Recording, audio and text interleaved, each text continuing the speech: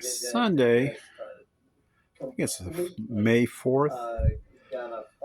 Kind of got everything going in my room. Waiting for everybody to get home from work.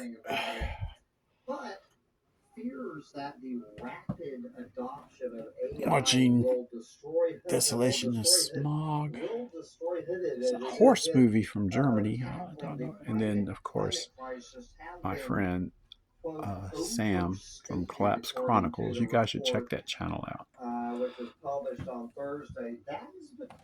Cooking me some eggs in the, believe it or not, eggs work out. Cooking them in the toaster oven. You just put them on an aluminum pan. And crack the eggs, put them on top. I put cheese and a little bit of pork on with it. And that way you avoid grease and having to fire up the skillet. Just a little bit of hints